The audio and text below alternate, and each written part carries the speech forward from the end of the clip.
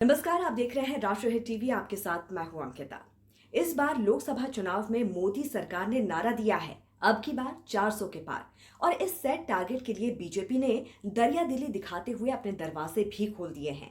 अब इसे सत्ता के दरवाजे का असर कहें या फिर बदलते मौसम की हवा का रुख कि अचानक ही कांग्रेस में दिग्गज और बड़े बड़े नेताओं में कांग्रेस छोड़ने की होड़ मच गई है।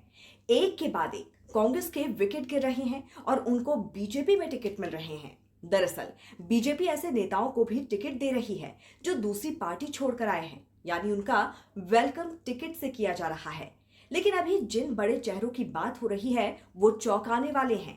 ये सोचने वाली बात हो गई है कि कांग्रेस को लेकर वफादारी की कसम खाने वाले नेता अचानक भगवामय कैसे हो गए। देश की सबसे पुरानी पार्टी से उनके सिपह सलारों का मोहभंग कैसे हो गया। वैसे तो हर इलेक्शन में ये नजारा आम होता है, लेकिन इस बार तो खुद कांग्रेस भी सख्ते में है। गौरव वल्लभ, बॉक्सर विजेंदर सिंह, उद्योगपति नवीन जिंदल, परनीत कौर, ऐसे कई नाम हैं जिन्होंने हाल ही में कांग्रेस का हाथ छोड़ दिया है।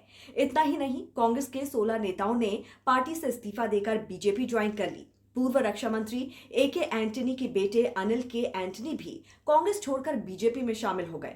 उन्होंने 2019 में अपना राजनीतिक करियर शुरू किया और केरल में कांग्रेस डिजिटल मीडिया सेल के संयोजक थे। इसके अलावा बीआरएस के 8 नेता आम आदमी पार्टी और युवजन शमेक रायथू कांग्रेस पार्टी से 2-2 और बीजू जनता दल, बहुजन समाज पार्टी, झारखंड मुक्ति मोर्चा, तेलुगु देशम पार्टी, तृणमूल कांग्रेस से एक नेता ने बीजेपी का दामन थामा है।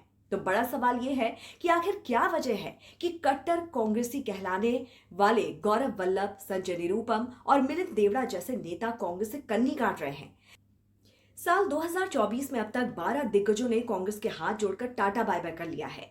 टीवी में बीजेपी से बराबरी की टक्कर लेने वाले गौरव वल्लभ का कहना है कि वो सनातन का अपमान बर्दाश्त नहीं कर सकते और इसीलिए कांग्रेस छोड़ दी है। तो वहीं दिग्गज कांग्रेसी नेता रहे मुरली देवड़ा के बेटे मिलिंद देवड़ा कभी राहुल गांधी की युवा टीम में हुआ करते थे। उसमें कभी जितिन प्रसाद, ज्योतिरादित्य सिंधिया भी हुआ करते थे। लेकिन अब मिलिंद भी कांग्रेस छोड़कर महाराष्ट्र में एकनाथ शिंदे गुट की शिवसेना में शामिल हो गए हैं। इससे पहले महाराष्ट्र के पूर्व मुख्यमंत्री अशोक चौहान फरवरी में कांग्रेस छोड़कर बीजेपी में शामिल हो गए थे। तो अब महाराष्ट्र में कांग्रेस के वरिष्ठ नेता रहे संजय निरुपम को पार्टी से निकाल दिया गया है। संजय को कांग्रेस ने अनुशासनहीनता और पार्टी विरोधी बयानों का हवाला देते हुए 6 साल के लिए पार्टी से निकाला है। इससे पहले कांग्रेस ने निरुपम का नाम स्टार प्रचारकों की लिस्ट से भी हटाया था। संजय निरुपम महाराष्ट्र में मुंबई नॉर्थ वेस्ट सीट से टिकट नहीं मिलने को लेकर पार्टी से नाराज चल रहे थे। तो वहीं बॉक्सर विजेंदर सिंह तो राजनीति में कांग्रेस के ही टिकट पर आए थे। उन्होंने दक्षिणी दिल्ली की सीट से साल 2019 का लोकसभा चुनाव लड़ा था, लेकिन वो भी कांग्रेस छोड़ गए। और इसी तरह महाराष्ट्र में मंत्री रह चुके बाबा सिद्दीकी ने फरवरी में कांग्रेस छोड़ दी। बाबा सिद्दीकी तो 48 सालों से कांग्रेस में थे। तो वहीं फरवरी में आचार्य प्रबोध कृष्णम को भी पार्टी विरोधी गतिविधियों के चलते अनुशासनहीनता की वजह से 6 साल के लिए कांग्रेस से निकाल दिया गया। आचार्य प्रबोध कृष्णम राम मंदिर को लेकर कांग्रेस के रुख से खासे नाराज थे।